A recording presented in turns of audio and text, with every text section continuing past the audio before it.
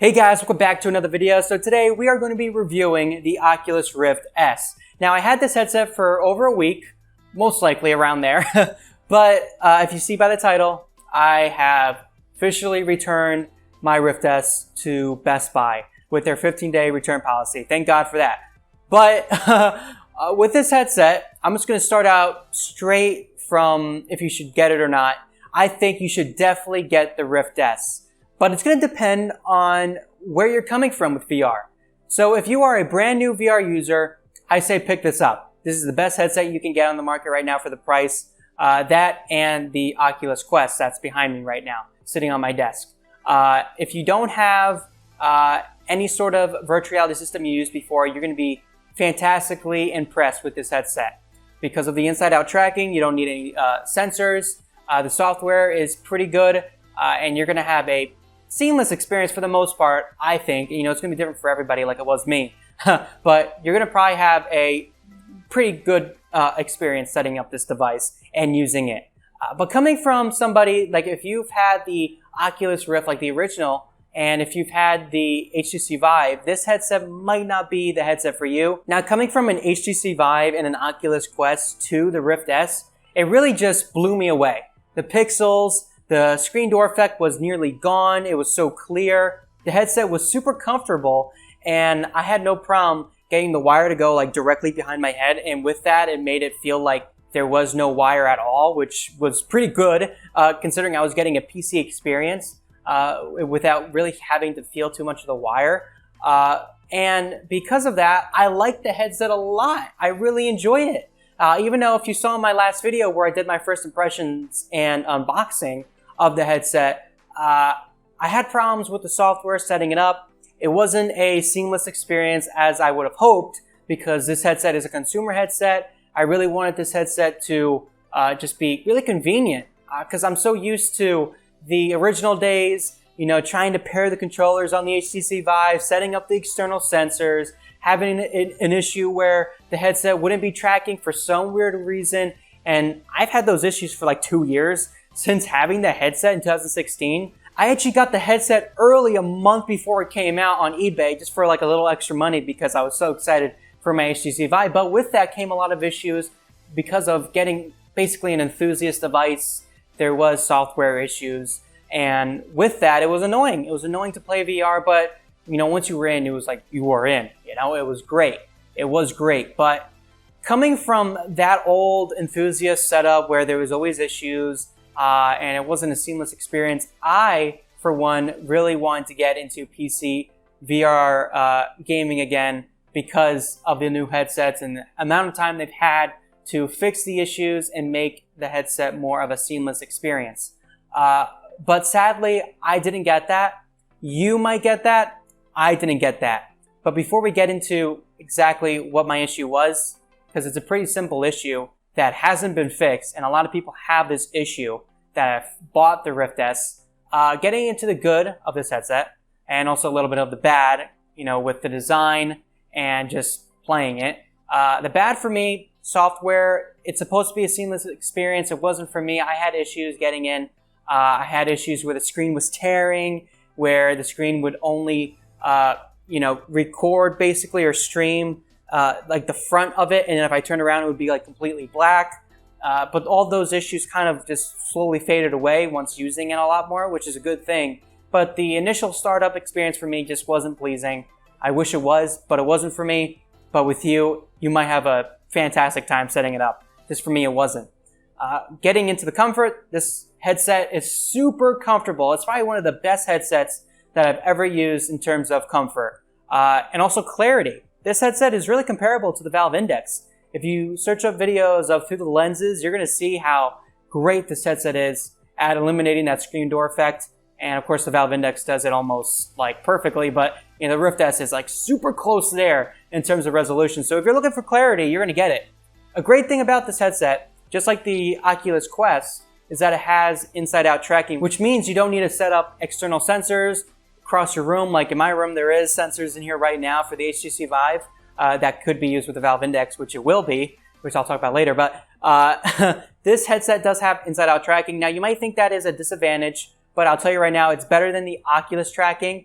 I think it is personally, even though I haven't tried it, but from what I've heard, it's better. And they just released a update to the software that drastically improves the tracking. Now, that is something that you would never have seen from any of the other headsets. I mean, you're literally changing the whole tracking software to make it where the blind spots that the headset had work almost seamlessly, just like the HTC Vive does. So the problem that it had was that if you bring the controller to the headset, like right here, like maybe if you're doing a bow, or if you're doing like a first-person shooter game like Pavlov or Onward or Contractors, you would have jitter because it wouldn't be able to track that far where you would in real life be aiming with a real gun. And with this update, they totally fixed that. When you have the controller like right on your face, it literally is almost just like the HTC Vive.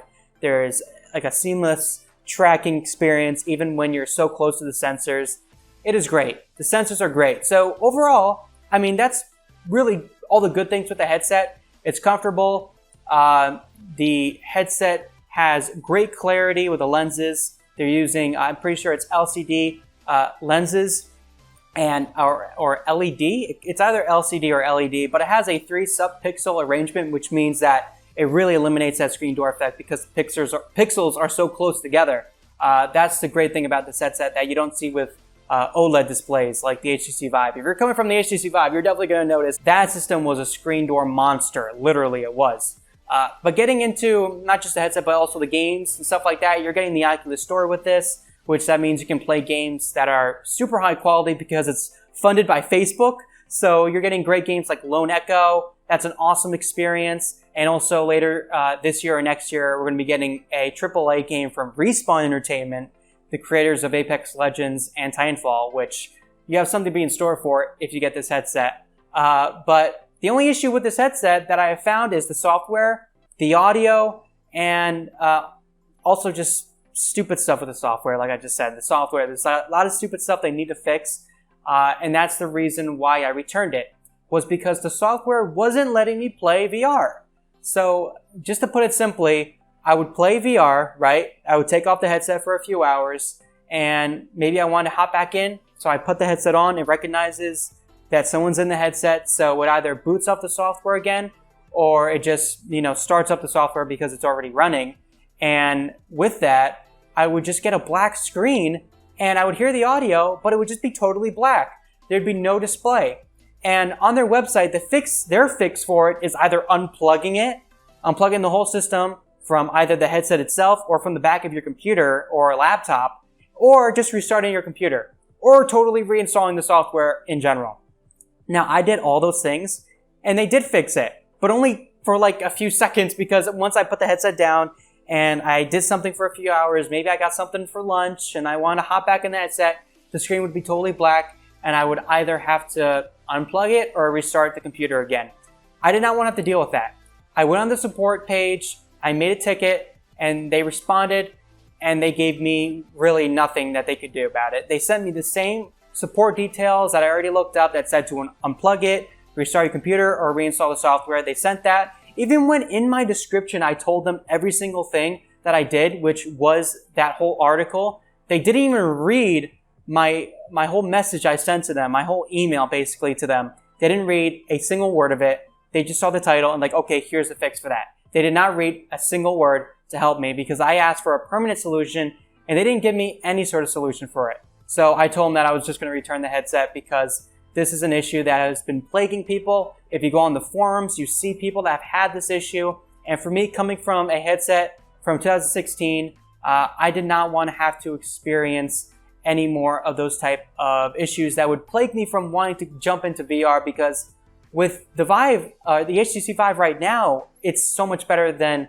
the Rift S in terms of software. It has so much updates, or have had so many updates to it, that I can literally just turn it on and bam, I'm in, without having to worry about tracking difficulties or the screen appearing, which is great. So I didn't want to have to deal with that. So I just decided I'm going to invest my money into a Valve Index, which is kind of cool because I did a review on the Rift S, and now I'm going to be able to afford to do a Valve Index review on the channel. But it's kind of disappointing. I like the Rift S, but the software just wasn't optimized enough for me to just have a seamless, enjoyable experience, sadly. But for you, you might have that issue, you might not, but if you do, I think you're going to be able to get around it.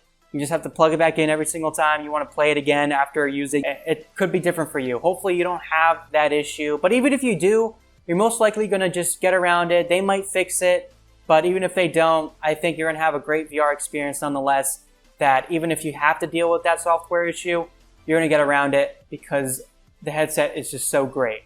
The headset is just so great for VR beginners that you might just take the issues like I took mine back with the HTC Vive.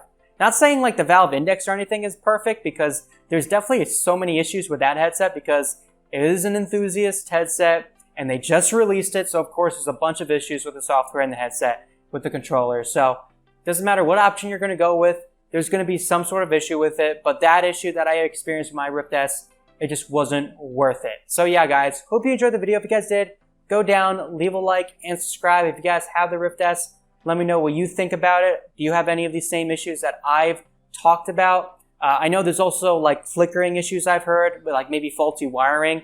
I've experienced some flickering in my Rift S when I had it, but that was literally like one flicker and then bam, it was perfect. Like I might have had like 3 flickers after like 2 hours experiences, like each and every day, which wasn't anything, but I think people had it much worse than I did. So let me know what you think. Are you going to be getting the Rift S? I'm interested about that. Or are you going to be getting the Valve Index? Let me know. Alright guys, hope you enjoyed the video. If you guys did, go down, leave a like, and subscribe to the channel. Alright guys, see you in my next one. Peace out.